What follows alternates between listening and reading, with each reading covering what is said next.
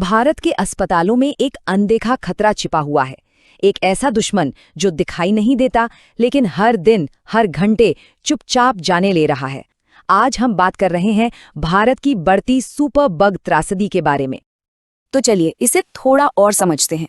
आजकल हो क्या रहा है कि साधारण से साधारण इन्फेक्शन का इलाज करना भी मुश्किल होता जा रहा है।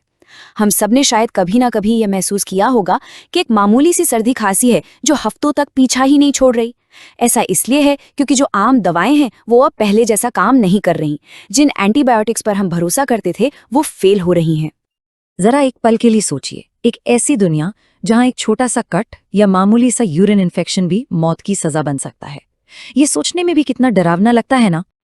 पर असल बात यह है कि ये कोई दूर के भविष्य की बात नहीं है। भारत में कई लोगों के लिए ये आज की कड़वी सच्चाई बन चुका है।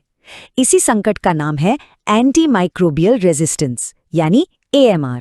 आसान भाषा में कहें तो बैक्टीरिया होशियार हो गए हैं और हमारी दवाएं उनके सामने बेअसर होती जा रही हैं। तो फिर इस पूरी कहानी का विलेन कौन है? वो है सुपर बग्स। तो सवाल ये है कि आखिर ये सुपर बग्स हैं क्या भला, और ये हमारी सबसे असरदार दवाओं को भी कैसे मात दे रहे हैं? आइए जानते हैं।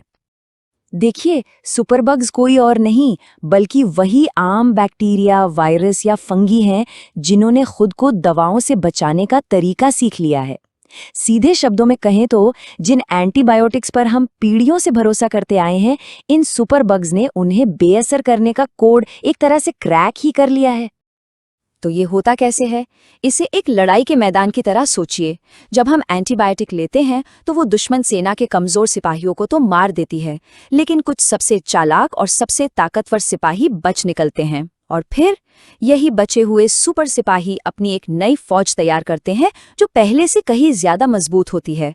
और इस नई फौज पर हमारे पुराने हथियार यानी हमारी दवाएं कोई असर नहीं करती। और Indian council of medical research यानी ICMR ने अपनी 2024 की रिपोर्ट में भारत के 5 सबसे खतरनाक सुपर बग्स की एक मोस्ट वांटेड लिस्ट जारी की है। इसमें कोलाई जैसे नाम शामिल हैं जो पेट और यूरिन इन्फेक्शन करते हैं, और स्टेफिलोकोकस ऑरियस जिससे स्किन के गंभीर इन्फेक्शन होते हैं। यही वो खामोश हत्यारे हैं जो हमारे अस्पतालों, खासकर ICUs में सबसे ज्यादा तबाही मचा रहे हैं। अब सवाल ये उठता है कि जब AMR पूरी दुनिया की समस्या है तो आखिर भारत ही इसका ग्राउंड जीरो या कहें कि इसका एपिसेंटर क्यों बनता जा रहा है?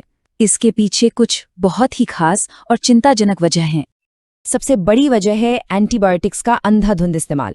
हम वायरल फ्लू जैसी बीमारी के लिए भी एंटीबायोटिक ले लेते हैं जिसका उस पर कोई असर ही नहीं होता। दूसरा, हमारे अस्पतालों में भारी भीड़ और कई बार साफ सफाई की कमी जिससे इन्फेक्शन तेजी से फैलता है। और तो और पोल्ट्री फार्म्स में मुर्गियों और जानवरों को जल्दी बड़ा करने के लिए एंटीबायोटिक्स का जो बेहिसाब इस्तेमाल हो रहा है वो भी इस आग में घी का काम कर रहा है। हालत अब और भी ज्यादा गंभीर हो चुकी है क्योंकि अब वो दवाएं भी फेल हो रही हैं जिन्हें हम अपनी आखिरी उम्मीद मानते थे। ये वो लास्ट रिजॉर्ट एंटीबायोटिक्स हैं जिनका इस्तेमाल तब किया जाता है जब कोई और दवा काम नहीं करती। ICMR ने हाल ही में पूरे भारत से 1 लाख से ज्यादा सैंपल्स की जांच की है और जो नतीजे सामने आए हैं वो वाकई में चौंकाने वाले हैं। ये डेटा साफ साफ दिखा रहा है कि हमारा जो आखिरी सुरक्षा कवच था अब वो भी टूटने के कगार पर है।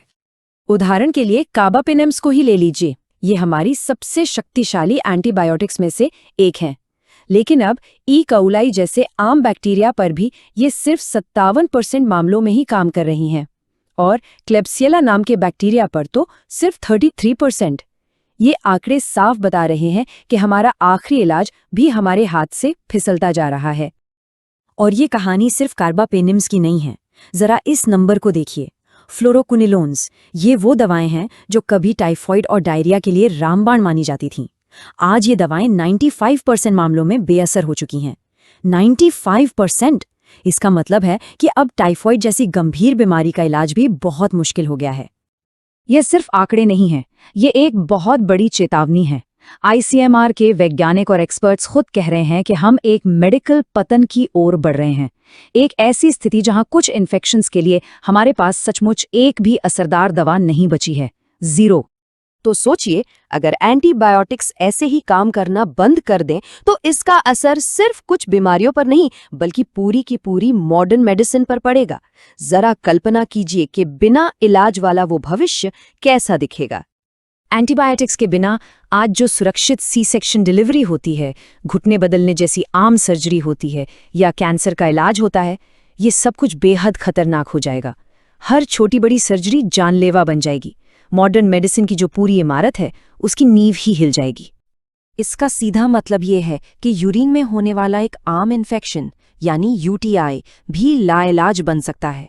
और सबसे ज्यादा खतरे में वो लोग होंगे जिनकी इम्यूनिटी पहले से ही कमजोर है, जैसे कैंसर के मरीज या वो लोग जिनका ऑर्गन ट्रांसप्लांट हुआ है।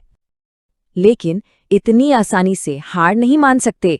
अभी भी देर नहीं हुई है।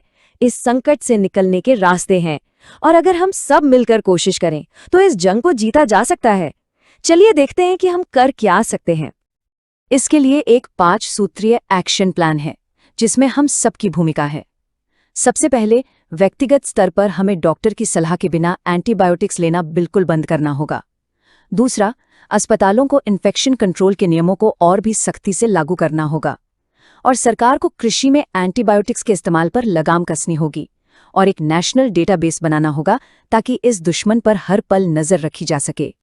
20वीं सदी में एंटीबायोटिक्स की खोज एक चमत्कार थी।